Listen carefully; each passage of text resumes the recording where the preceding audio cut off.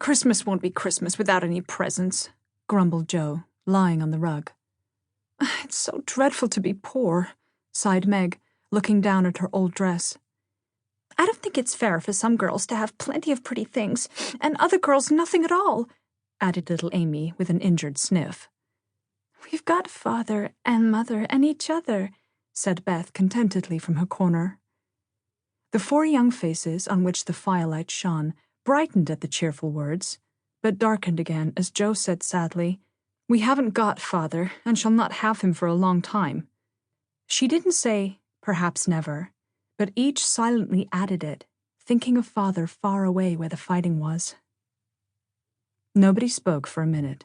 Then Meg said in an altered tone, You know the reason Mother proposed not having any presents this Christmas was because it is going to be a hard winter for everyone, and she thinks we ought not to spend money for pleasure when our men are suffering so in the army. We can't do much, but we can make our little sacrifices and ought to do it gladly. But I'm afraid I don't. And Meg shook her head, and she thought regretfully of all the pretty things she wanted. But I don't think the little we should spend would do any good. We've each got $1, and the army wouldn't be much helped by our giving that. I agree not to expect anything from Mother or you, but I do want to buy Undine and Centrum for myself. I've wanted it so long, said Jo, who was a bookworm. I plan to spend mine on new music, said Beth with a little sigh, which no one heard but the hearth brush and kettle holder. I shall get a nice box of Faber's drawing pencils. I really need them, said Amy decidedly. Mother didn't say anything about our money, and she won't wish us to give up everything.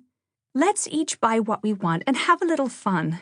I'm sure we work hard enough to earn it, cried Jo, examining the heels of her shoes in a gentlemanly manner.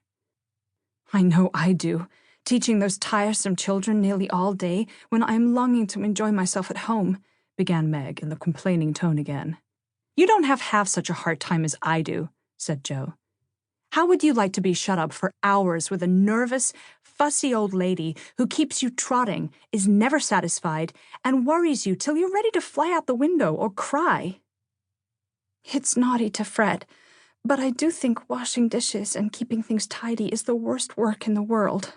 It makes me cross, and my hands get so stiff I can't practice well at all. And Beth looked at her rough hands with a sigh that anyone could hear that time. I don't believe any of you suffer as I do, cried Amy, for you don't have to go to school with impertinent girls who plague you if you don't know your lessons, and laugh at your dresses, and label your father if he isn't rich, and insult you when your nose isn't nice. If you mean libel, I'd say so, and not talk about labels as if Papa was a pickle bottle, advised Jo, laughing. I know what I mean, and you needn't be satirical about it. It's proper to use good words and improve your vocabulary, returned Amy with dignity. Don't peck at one another, children. Don't you wish we had the money Papa lost when we were little, Jo? Dear me, how happy and good we'd be if we had no worries, said Meg, who could remember better times.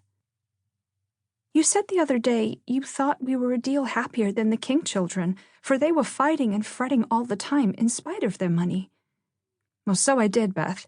Well, I think we are, for though we do have to work, we make fun for ourselves and are a pretty jolly set, as Jo would say. Jo does use such slang words, observed Amy, with a reproving look at the long figure stretched on the rug. Jo immediately sat up, put her hands in her pockets, and began to whistle. Don't, Jo. It's so boyish. That's why I do it. I detest rude, unladylike girls. I hate affected, niminy-piminy chits. Birds in their little nests agree, sang Beth, the peacemaker, with such a funny face that both sharp voices softened to a laugh, and the pecking ended for that time. Really, girls, you are both to be blamed, said Meg, beginning to lecture in her elder sisterly fashion. You are old enough to leave off boyish tricks and to behave better, Josephine. It didn't matter so much when you were a little girl, but now you are so tall and turn up your hair, you should remember that you are a young lady. I'm not, and if turning up my hair makes me one, I'll wear it in 2 tails till I'm 20, cried Jo, pulling off her net and shaking down her chestnut mane.